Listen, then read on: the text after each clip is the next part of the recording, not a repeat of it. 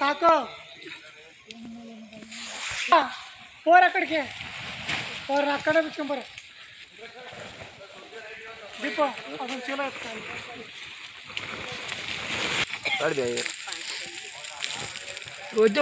ಈಗ ಎತ್ತಲ್ಲಿ ಬಂದು ಬಾರಣ ಎತ್ತು ಮಂಜು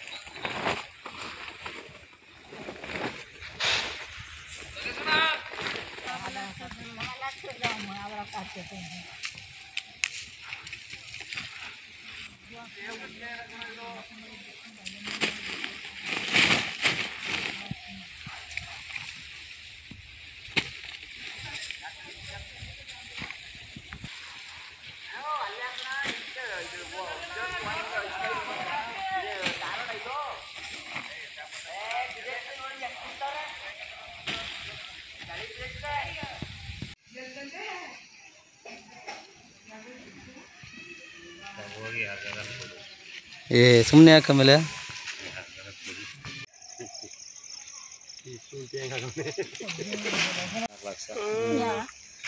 ನೆಕ್ಸ್ಟ್ ಒಂದು 15 ಲಕ್ಷ ದುಡ್ಡು ಆಗೋದು ಮನೆ ಎತ್ತು ಬಿಡ್ಬೋದಾಯ್ತು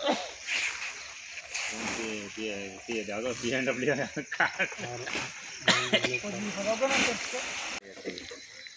ರೈತ ಕಂಗಾಲ ನಾನಿದ್ದು ಬಂದ ಕಡೆ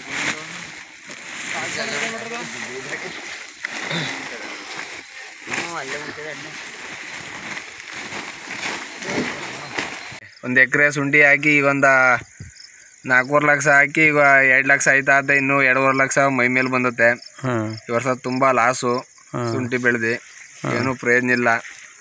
ರೈತರು ಯಾವುದೇ ಬೆಳೆ ಬೇಕಾದ್ರೂ ನೋಡಿ ಬೆಳಿಬೇಕು. ಈ ವರ್ಷ ಭಾರಿ ಕಷ್ಟ ಐತೆ ಶುಂಠಿ ಬೆಳೆದಿರೋರಿಗೆ. ರೈತರು ಬೆಳೆನ ದರ ನಿಗದಿ ಮಾಡಲಿಕ್ಕೆ ರೈತರೇ ಮುಂದಾಗಬೇಕು ಅಂತಾರೆ. ಈ ಕಾನೂನು ಬರಬೇಕು ಅಂತೀರಾ? ಇದು ಬಂದರೆ ಉತ್ತಮ ಅನ್ನಿಸ್ತದೆ. ಇದು ಯಾವುದೇ ಸರ್ಕಾರ ಬಂದ್ರೂ ಹೊಸಿ ರೈತರನ್ನ ಗಮನ ತಗೋತಾ ಇಲ್ಲ. ಯಾವುದೇ ಬಗ್ಗೆ ಆದ್ರೂ ಹೊಸಿ ಸಮಸ್ಯೆ ಬಗೆಹರಿಸ್ಬೇಕು.